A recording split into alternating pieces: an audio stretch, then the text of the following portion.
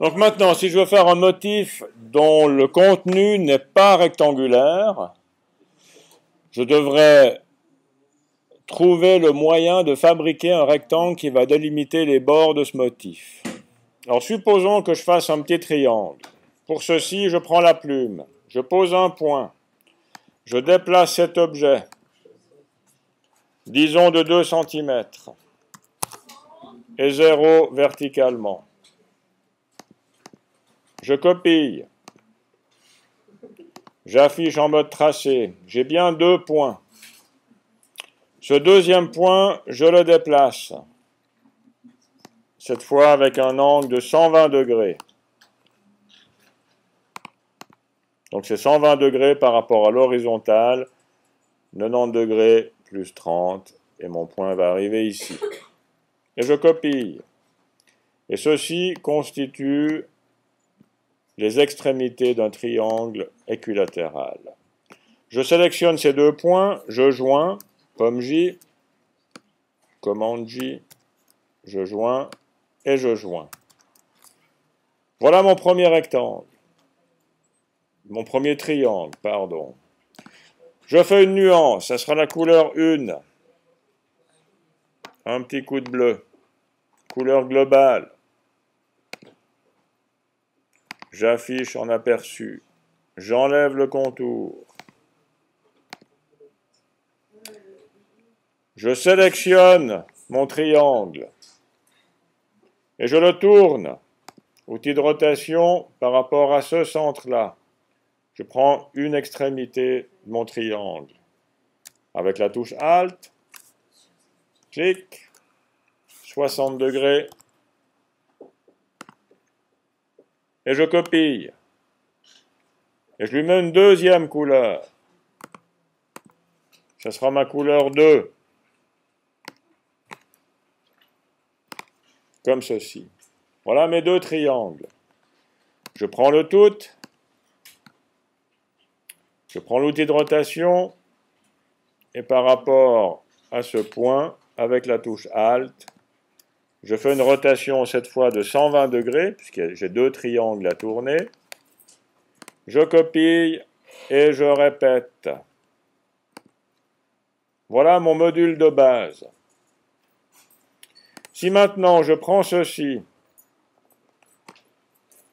et je le mets dans le nuancier, j'ai un motif. Si ce motif, ou cette construction-là, je la mets à côté, je prends un outil circulaire, je dessine un cercle ou un ovale et j'applique mon motif. J'ai une zone blanche qui apparaît ici. Cette zone blanche, c'est le rectangle qui englobe le dessin que j'ai fait. C'est ce rectangle-là, le cadre de sélection. Et le blanc que j'ai là-dedans, c'est les zones blanches qui sont autour de mon motif. Et c'est ce rectangle-là qui va se répéter horizontalement et verticalement. Si maintenant je ne veux pas de rectangle, enfin je ne veux pas de zone blanche ici,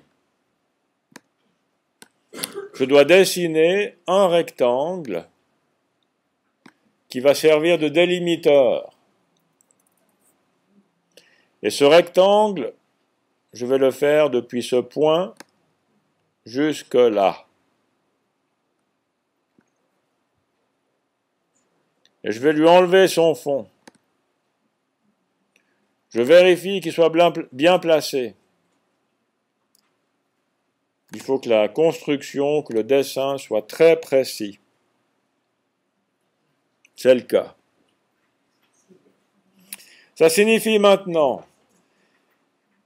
que la zone qui est ici, le petit triangle qui est délimité par la barre verticale de mon rectangle, ce petit triangle qui est là, je vais le retrouver de ce côté-là. Ce petit triangle qui est là, je vais le retrouver à l'extérieur du motif de ce côté-là. Et c'est la zone rectangulaire qui va être copiée horizontalement et verticalement.